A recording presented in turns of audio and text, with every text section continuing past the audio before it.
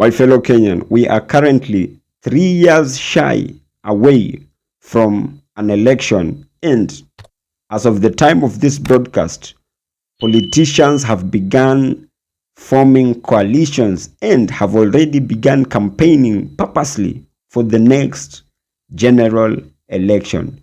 And a good example is the DAP party, to which did state, and they were very categorically, that when they form the next government, they are going to abolish SHA, they are going to abolish SHIF, they are going to abolish all the Adani dealings that came into a bilateral agreement with President William Samoei Ruto, and they are going to give it a resuscitation of NHIF. And here comes my question. Did you, as my fellow Kenyan, believe them all what they did say? Mpya inaenda kuundwa 2027 because tunataka a new government ile inakuja inaanza step 1 kufukuza Adani, step 1. Step 2 kuabolish mambo ya housing levy na kurudishia watu wote pesa wale wamekuwa kinyang'anywa pesa yao in the name of housing levy. Number 3, kurudisha NHIF, illegal deduction ambayo inaendelea saa hii. Nasikia wanakata watu 3,000, 10,000, pesa nyingi inakatwa kwa watu hadi naenda kwa hii kitu inaitwa SHIF. Yote hiyo tutaabolish na ile pesa imekatwa ya watu inarudishwa. Ya ine, watu yote wamefanya mambo ya wizi lazima wawekwe ndani, hakuna mtu atawachwa. To start an aggressive recruitment drive. Wamunyinyi and his team, it should be made known to them that all the above mentioned is not Kenya's problem. Our biggest problem that has been bringing this country to its knees is none other than corruption.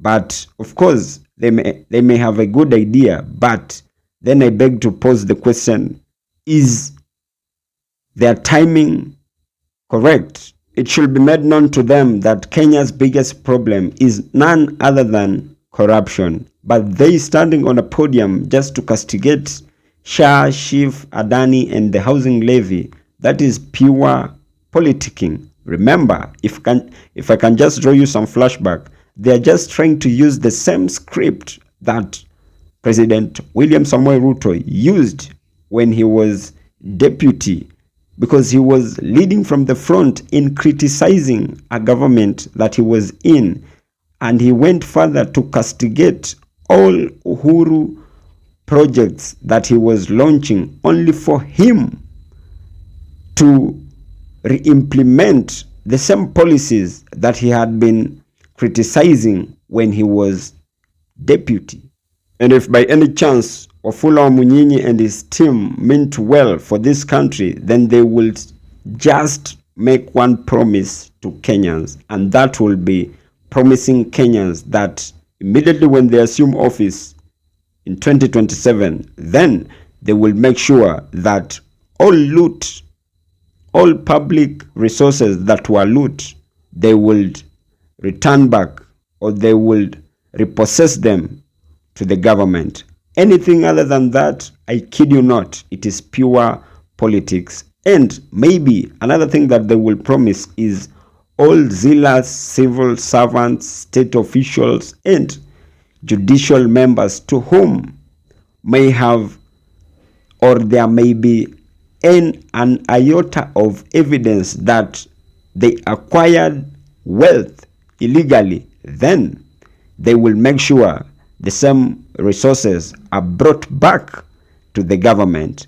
Anything apart from that, I kid you not, it is pure politics. But again, without any biasness, I strongly see and feel that their idea is pretty much good. And one thing that they did good is they have already mastered the art of timing. Simply because at this juncture, anyone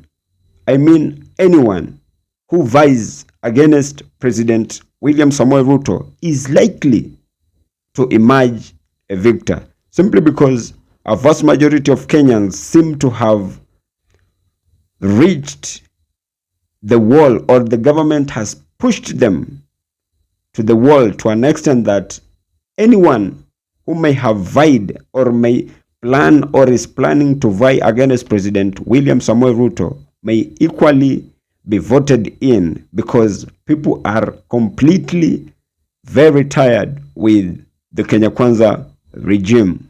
And before even I come to the penultimate part of this episode, just allow me say this. Remember, Kenyans should not in any way fall into the DAP's trap.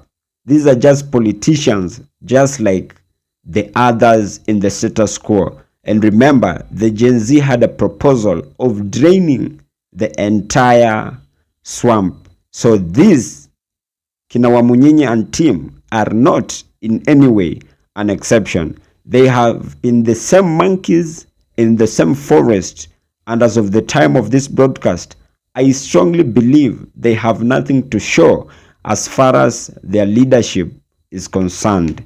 And President William Samoei Ruto should also be very keen on how he is running the government, because as of the time of this broadcast, I repeat, anyone who vies against President Ruto, it is more likely that Kenyans are going to vote them in. Wafula Wamunyinyi and his DAP party want to use the same script that President William Samoei Ruto used to assume power, because they are currently promising heaven, of which even President William Samoei Ruto did promise heaven to Kenyans. But guess what?